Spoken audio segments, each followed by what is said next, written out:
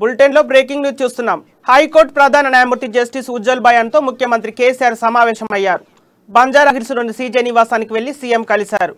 మర్యాదపూర్వకంగానే high court ప్రధాన న్యాయమూర్తి Ujjal బయాన్తో CM KCR సమావేశమైనట్లు ముఖ్యమంత్రి కార్యాలయం తెలిపింది.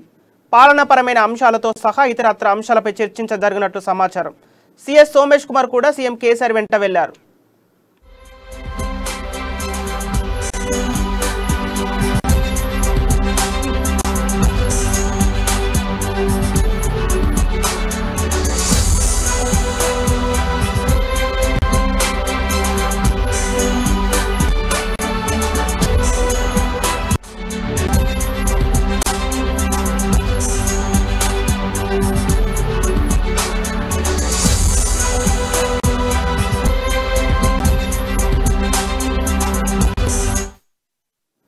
హైకోర్టు ప్రధాన న్యాయమూర్తి జస్టిస్ ఉజ్జల్ బయాన్తో ముఖ్యమంత్రి కేసీఆర్ సమావేశమయ్యారు.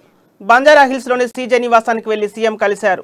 మర్యాదపూర్వకంగానే హైకోర్టు ప్రధాన న్యాయమూర్తి ఉజ్జల్ బయాన్తో సీఎం కేసీఆర్ సమావేశమైనట్లు ముఖ్యమంత్రి కార్యాలయం తెలిపింది. ఇక ఇదే అంశానికి సంబంధించిన తాజా సమాచారం మా ప్రతినిధి ప్రణయ్ అందిస్తారు. ప్రణయ్, చెప్పండి. Thank you Santosh. హైకోర్టు ప్రధాన న్యాయమూర్తి జస్టిస్ ఉజ్జల్ బయాన్ తెలంగాణ ముఖ్యమంత్రి కేసీఆర్ సమావేశమయ్యారు. బంజారాహిల్స్లోని సీజే నిలయంలోనే ఈ రోజు ఉదయం సీఎం కేసీఆర్ అయితే సమావేశమైనట్టుగా తెలుస్తుంది. అయితే ప్రధానంగా ఉజ్జల్ బయాన్తో సమావేశమైనటువంటి నేపథ్యంలో సీఎం కార్యవర్గం తెలుస్తుంది.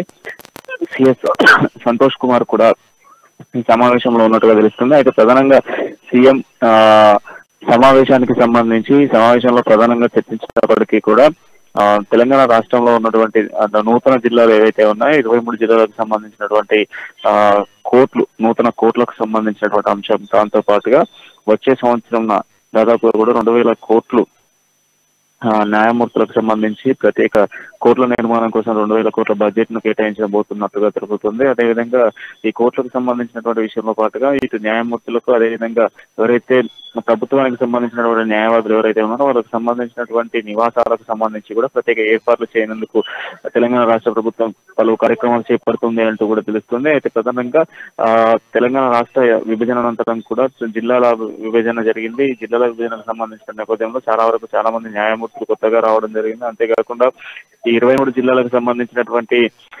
23 జిల్లాలకు సంబంధించినటువంటి నూతన భవనాల నిర్మాణం కావచ్చు, అంటే నూతన కోర్టులకు సంబంధించినటువంటి బిల్డింగ్స్ కావచ్చు, నూతన కోర్టులు, దాంతో పాటుగా ఈ జైళ్ల శాఖలకు సంబంధించినటువంటి అంశాలపై కూడా క్లియర్ గా చర్చించినట్టుగా తెలుస్తుంది. దాంతో పాటుగా ఈ న్యాయమూర్తులు ఉండాల్సినటువంటి నివాసాలకు సంబంధించి పెద్ద ఎత్తున కూడా వారికి సంబంధించినటువంటి నివాసాలకు సంబంధించి రాయదుర్గం పరిసర ప్రాంతాలలో ప్రభుత్వ భూమి ఎంత ఉందో చూసి దాని తర్వాత హైదరాబాద్ లో ఉన్నటువంటి న్యాయమూర్తులందరికీ కూడా నివాసం ఏర్పాటు చేస్తామంటూ కూడా సీఎం కేసీఆర్ పేర్కొన్నట్టుగా తెలుస్తుంది. Sampath. Okay, thank you Pranay.